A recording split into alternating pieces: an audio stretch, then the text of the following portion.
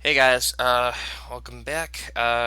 This is the follow-up video for my Gravekeepers with Blackwing tech. Just gonna quickly reiterate how it went at my locals this past Sunday. Or, yeah, it was Sunday, okay? So, I've pretty much broken it down into all these piles of cards. They're gonna explain some of the different things I did. So first off, before I even entered the tournament, I did take out one MST from the main board and put it in the side because after testing it the night before, I was starting to think, well, I don't know, like this format, there's a lot of decks that aren't necessarily susceptible to it, but you do want to have a couple in there for things like Quill-Offs, especially because this deck has a big problem playing against them. So I don't think three is necessary, but I tried siding the one, and it seemed to work fine. Uh, I was just having a problem with it because I would have like times when I just draw like three of them in the same turn. It was really annoying. Uh, and I also added a lose one turn.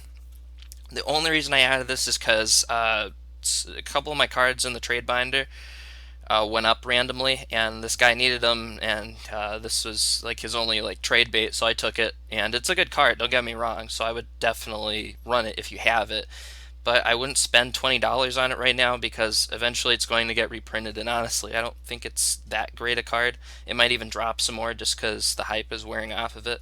That's part of the reason because it's fairly new. So I did add that. So that's some structural things that I changed, and of course I took out the third twister to put the third MST in the sideboard with. Okay, so that's everything I did as far as changing the structure. I'd also like to mention that in this particular build, I did take out the Visionary. I decided it wasn't completely necessary in the main board. I didn't do it for this tournament, and it did actually come in clutch once, but I think in general it's not completely necessary to have it. So yes, and let's quickly go over what happened. So my first game I had a bye, so that didn't really do anything. Second game I'm playing against a deck called Deskbot. Really interesting, but it relies on a card that pretty much works like Direct Guaiba, where it has to actually run over something. So I pretty much just kept stopping. I didn't have to side against or anything, so I won that.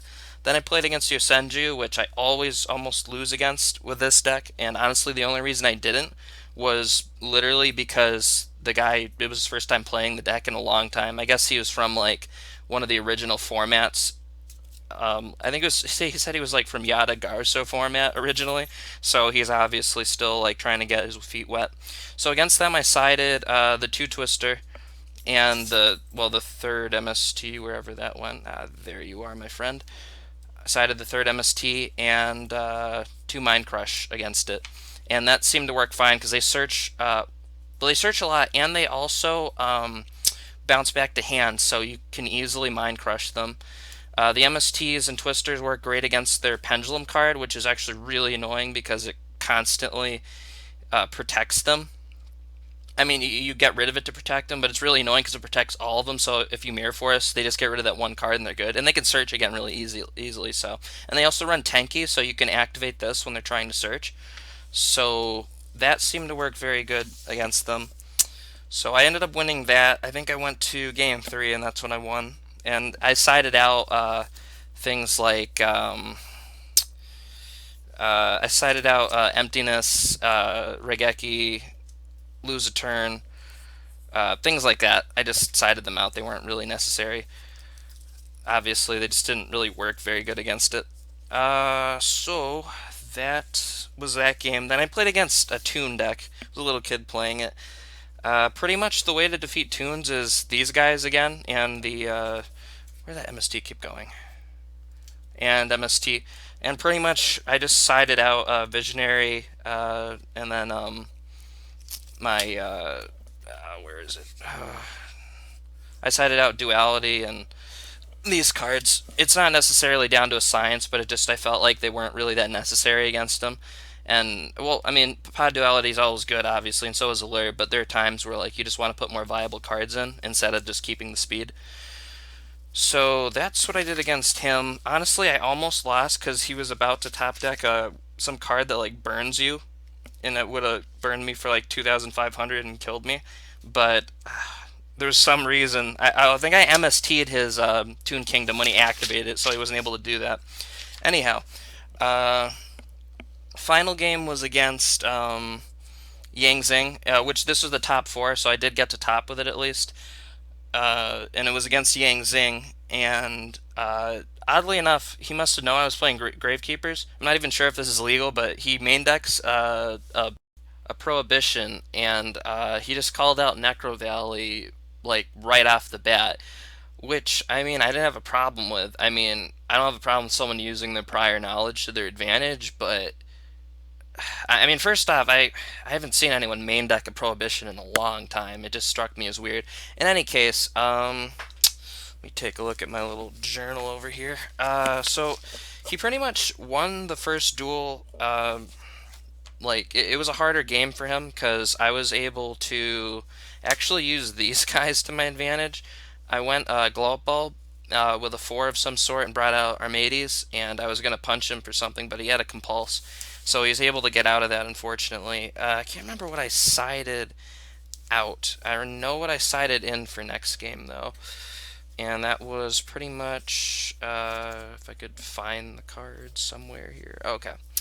I sided in the two Gozen match, which is great against them because they have all those different types, and Soul Drain, of course, because all their effects activate in the grave. Can't remember what I sided out. Probably like things like Raigeki and Torrential. Definitely Torrential. Well, I don't know. It depends because there's times where it's okay to do that because you could have Abyss Dweller or Soul Drain in the field, so then you can just wipe field and there's no consequences.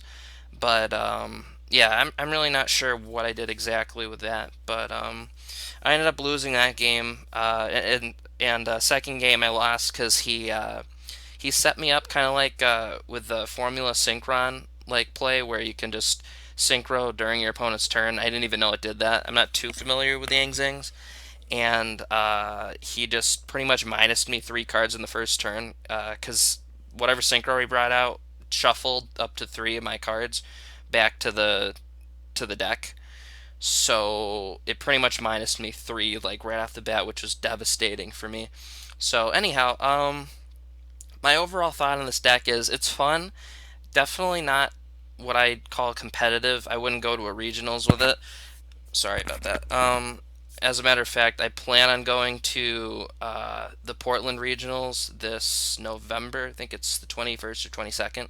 I'd like to go. I think it'd be a lot of fun. I think out of the three decks I'm going to play, it's either going to be pure Greek Gravekeepers, you know, really heavily anti-meta, Yosenju, obviously anti-meta again, or I was thinking maybe of playing the Perform Age deck. That'd be kind of fun, you know, with the rank fours. But I need to get some new rank fours, obviously, because mine are somewhat outdated. So anyhow, post, comment, subscribe. Love to hear what you guys have to say. All right.